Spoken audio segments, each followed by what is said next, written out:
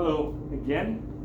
We're going to go through the calculations for experiment 2, chemical equations and moles. So we weighed out the mass of the tube and the boiling chip, and I gave you this number in the previous video, 23.84.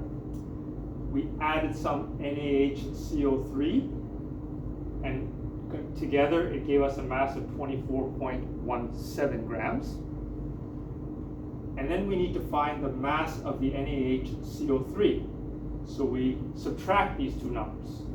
And when we subtract these two numbers, we get 0.33 grams. I should also start off, our goal is to find the moles of NaCl divided by the moles of NaHCO3. So how do we find the moles of NaHCO3? Well, we talked about it in lecture class, but if you have the mass, which we do, and it says here, if we want to go from mass to moles, we will divide by the molar mass. Every time you hear the word molar mass, you need a periodic table in front of you. So what is the molar mass of NaHCO3? Well, from the periodic table, this is about 23 grams per mole, or 22.98. The H is 1.007 grams per mole.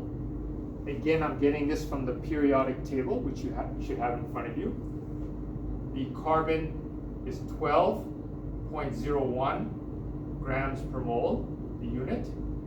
And oxygen is 15.99 or 16, but there's 3 of them. There's 3 oxygens, so it's going to be 48 grams per mole. So when you add these 4 numbers up, you get a molar mass of 84 grams per mole. So how do we do this? We want to find the moles. This is our question mark. We know the mass. It says here to divide by the molar mass, which is 84. So 84 grams per mole is the molar mass of NaHCO3.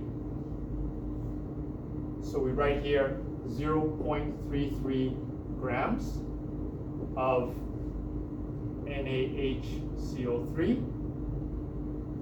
We divide, so for every mole is 84 grams. And when we do this calculation, 0.33 times 1 divided by 84, I get 0.0039. And the unit here is moles. Okay, so that's the first part. That's moles of NaHCO3. The second part is we need to find the mass and moles of NaCl. And how do we do that? We did the measurement of the empty tube, which is the same number. Number 2 is the same number here as number 6.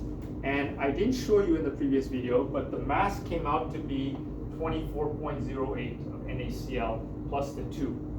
Again, NaCl is one of the products, as well as CO2, as well as H2O. Those were the 3 products. But we're going to focus on the NaCl. So how do we find the mass of NaCl? Well, it's number 5 minus number 6, and I get 0.24 grams.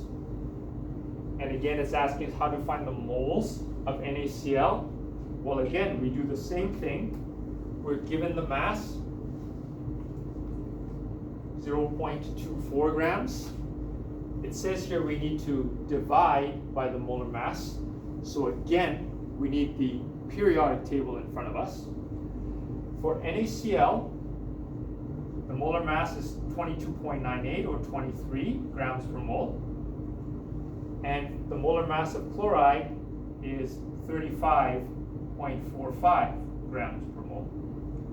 So this gives us a total of 58.45 grams per mole. So this will be our molar mass of NaCl. So we repeat number 4. Instead, we use 0.24 grams of NaCl for every mole of NaCl. It's 58.45 grams.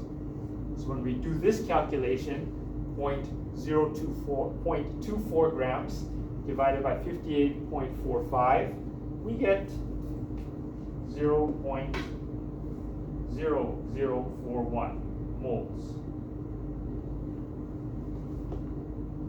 And then it's asking us to find the ratio, and the ratio is 0.0041 divided by 0.0039, we get 1.05,